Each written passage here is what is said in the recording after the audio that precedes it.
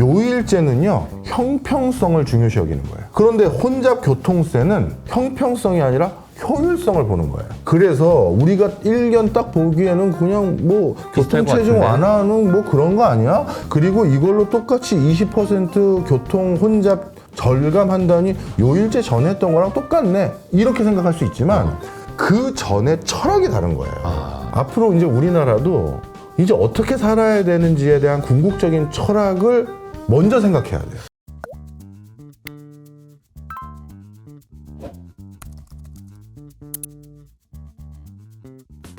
교수님이 쓰신 이번 이제 10분 경제 책에 보면 되게 재밌는 질문들이 있거든요. 그 중에서 네. 이제 제가 이제 질문 몇 가지를 보면 인상적인 게 혼잡한 출근길을 해결하는 2가지 방법.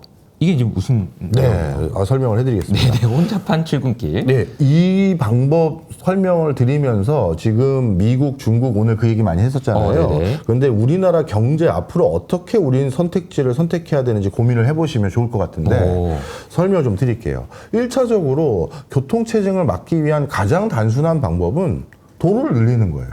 그렇지 않습니까? 그렇죠. 그런데 도로를 늘린다는 건 이제 정말 불가능에 가까울 정도로 천문학적인 돈이 들어요. 제가 예전에 이거와 관련된 용역을 했었을 때요. 서울시에서 예를 들어서 1km 도로를 넓히기 위해서 그러면 근처 상가 건물들 매입해서 사야 되잖아요. 동네마다 차이가 있지만 어떤 동네는요. 그냥 뭐 10km도 아니고요. 1km 한 차선씩 양쪽으로 넓히는데 1조 원이 넘어요. 서울 땅값 아시잖아요. 예, 그 큰 대로변에 사야 되니까. 그렇죠. 그 토지 배상을 해줘야 되잖아요. 보상을. 그러네요. 그래서 이거 그냥 지상 공간의 땅을 더 수용해서 그걸 통해서 뭔가 도로를 즉각적으로 넓혀줘서 교통체증 해결하겠습니다. 이거 거짓말이다. 불가능하다. 이런 생각이 들더라고요. 네. 왜냐하면 서울시 전체 예산이 뭐 100조 원도 안 돼. 100조 원이 뭡니까? 한참 적어요. 네. 그런 상황에서 이건 안 되고, 그럼 두 번째는 공중으로 가자. 고가도로. 네네네. 그런데 아시겠지만 청계천 고가도로를 비롯해서 많은 고가도로는 철거하고 있죠. 21세기 들어서 국민소득 4만 불, 5만 불을 앞보고 있는 이런 나라에는 미관을 해치고 가시권을 줄이게 만드는 고가도로는 그냥 베스트 정답이 아니에요. 네. 그래서 기존에 있는 것도 헐고 있는데 무슨 고가냐. 이건 국민들이 원하는 대답이 아니에요. 네네. 그럼 세 번째는 지하인데 네. 땅 파는 건 그 돈이 지상에 그냥 도로 넓히는 것보다 더 많이 들어요. 네. 그리고 그냥 바로 밑에 지하 1층 정도 파는 게 아니라 우린 바로 밑에는 랜선을 비롯해서 상하수도 뭐가 많아요. 그러니까 땅을 팔려면 더 들어가야 되는데 더 들어가 봤더니 지하철 노선이 있고 더 들어가야 되고 야, 이 공사비는 감당이 안 돼요.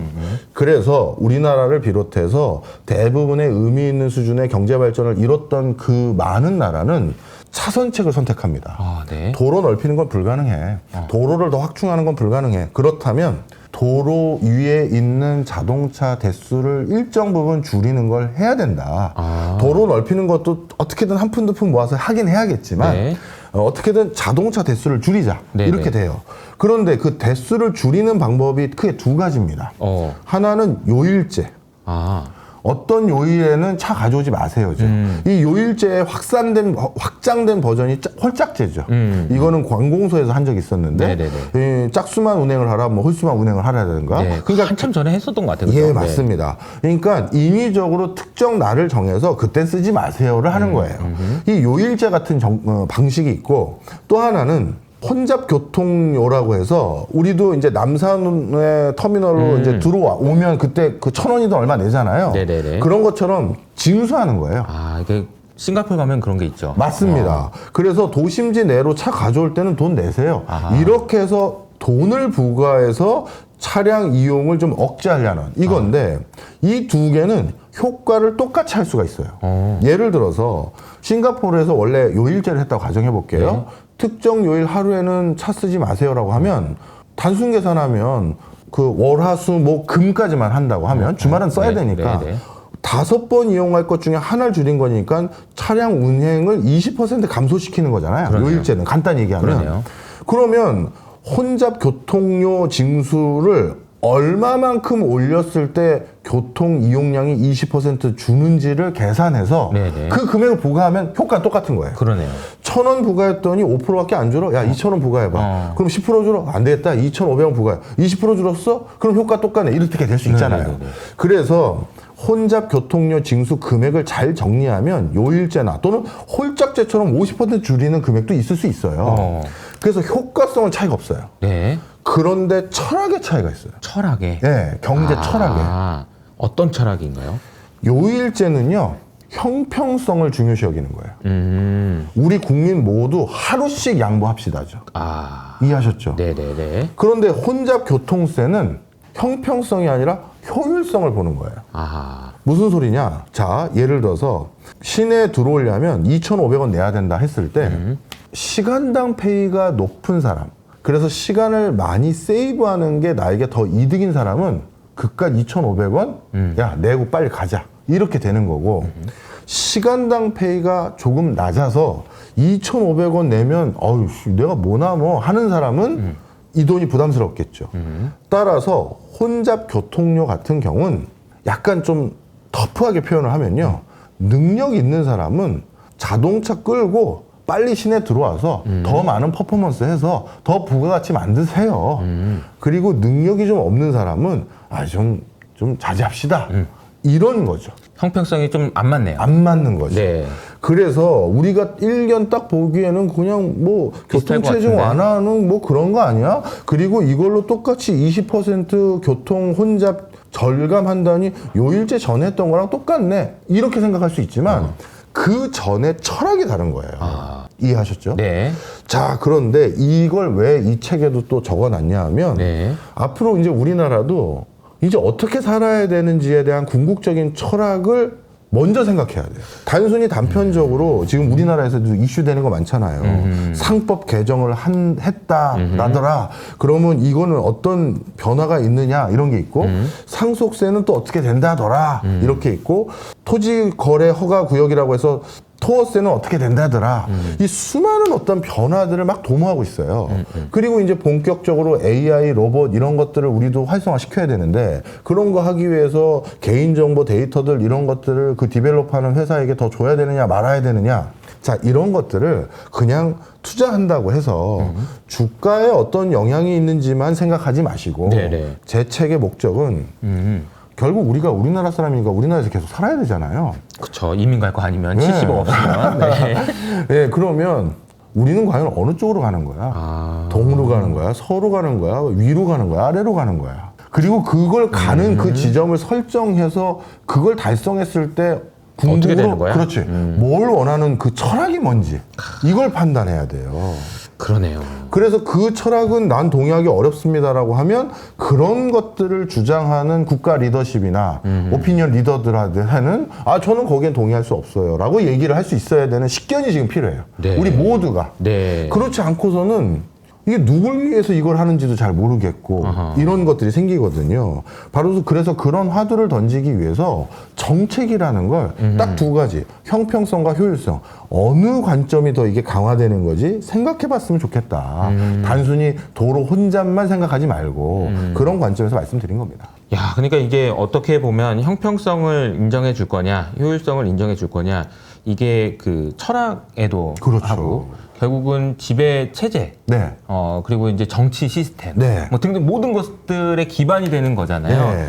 근데 이 차이가 만들어낸 게 뭐 어떻게 보면 미국과 중국일 수도 있는 맞습니다. 거고요. 그래서 어떤 게 더 좋냐에 따라서 미국이 이길 수도 있을 것 같고, 그러니까 미국에 더 살고 싶은 나라가 되느냐, 아까 서두에 네. 말씀드렸던 그렇게 되지 않을까 싶네요. 근데 안타깝게도 네네. 미국과 중국 모두 지금 선택한 기준은 하나예요. 효율성. 효율성이네요. 중국은 일선 도시에 있는 사람들을 가지고 먼저 갈게. 그리고 일단 갔다가 반드시 나중에 챙길게. 솔직히 챙길지 안 챙길지 모르겠어. 모르죠. 공산 국가가 원래 해야 될 게 형평성 아닌가요? 그렇죠, 그렇죠. 그런데 우린 먼저 갈게가 이번 양회 주요 대목에 들어갔고 그러면 거기는 그래서 또 개인 정보나 여러 사람들의 뭐 형평성 이런 걸 생각하는 게 아니라 그리고 이 사람들의 기본권, 재산권, 직업 선택의 자유들을 고려한 게 아니라 야, AI 가지고 미국하고 우리 싸워서 이겨야 돼. 일단 선도 도시들은 무인 택시 다 시범 사업을 다 해. 허용. 그럼 택시 운전하시는 분들은 불안불안한 거죠.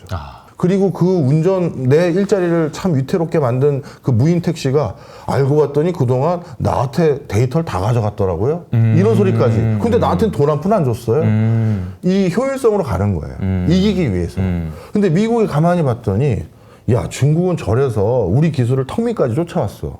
근데 우리 민주주의 한다고, 우리 그 뭔가 사회적인 균형 발전한다고, 우리가 하나하나 물어보고 따져보고 절차 거쳐서 한다고 하면 우리 결국 역전돼. 우리도 조금 뭐랄까요? 터프한 리더십을 보여야겠다. 그러니까 개인의 자유나 이런 것도 물론 중요하지만 이러다가 중국한테 지게 생겼다. 그렇죠. 그러면 안 되지 않냐 이런 거죠. 맞아요. 그래서 일단 치고 나가자. 이렇게 한 게 트럼프의 리더십. 그리고 그 리더십 과정에서 더 효율을 추구할 사람 찾아낸 거예요. 자기랑 똑같은 사람. 머스크. 그래서 이름도 정부 효율 보고. 그래서 비효율적으로 보이는 것들을 다 자르고 제거하고 예산 삭감하고 너 내일 나가. 난리도 아니래요 지금. 난리도 그래서. 아니에요. 그래서 양쪽 진영이 효율을 선택했어요. 이기기 위해서. 네. 그런데 우리는 그 과정에서 네. 우리나라 경제에 대해서 우리가 모두 장밋빛, 청사진만 그리고 있는 분들이 점점 줄어들고 있잖아요. 그럼 이제 한국도 어느 순간인가 그 이슈가 터지겠죠. 선택을 해야 되는 순간이 오는 네. 거죠. 그러면서 누가 저는 효율성의 방점 찍겠습니다 라고 그렇게 얘기했다가 반발 살 거 아니에요. 그렇죠. 그러면 저 사람이 하는 행위가 효율성만을 보고 가는지 아닌지 우리가 판단해야 되잖아요. 그걸 원하지 않으면 난 그럼 너 싫어 해야 되고 네네. 그래 지금은 어떻게든 우리도 치고 나가야지. 그래 난 너 찍을게 할 거면 그래야 되고. 그래서 이런 리더십의 변화가 올해 또 내년에 계속 있어요. 선거가. 그런 것들이 있을 때마다 뭐 올해는 아직 확정된 건 아니지만 방송이 언제 나갈지 모르겠습니다만 네. 하여튼 그런 변화 때 우리가 알고 우리의 미래를 같이 그려보자. 책의 목적 중에 하나가 그겁니다. 미국과 중국이 형평성이 아니고 효율성의 방향으로 갔다. 네. 이것이 우리에게도 많은 것을 시사하는 것 같고, 우리가 어쨌든 대한민국 국민으로서 살아갈 때 어떤 생각을 가지고 살아가야 되는지에 네. 대해서 고민하게 만드는 그런 이제 10분 경제 안에 네, 네. 이게 지금 굉장히 철학이 있네요. 네. 고맙습니다. 쉽게 쓴 철학까지 거예요. 있네요. 쉽게 쓴 거예요. 여러분, 그러면 또 어려워 보여요. 내 친구 망해 안 돼. 그러니까 철학까지 있네요. 심지어. 철학까지 있네요. 재미도 네. 있고 교훈도 있고 그런데 철학까지 있는 책이니까 예. 많이 관심 가져주시면 좋겠네요. 이 책의 원고 중에 한 두어 꼭지는 중학교 국어 교과서에 실렸습니다. 오 정말요? 천재 교육에 야. 그만큼 쉬운 읽기 자료로 활용하고 싶다고 국정 교과서, 국어 교과서에서도 저희 지문을 가져간 적도 있거든요. 네네. 그만큼 쉽게 썼으니까요. 철학도 있는 겁니다. 알겠습니다. 네.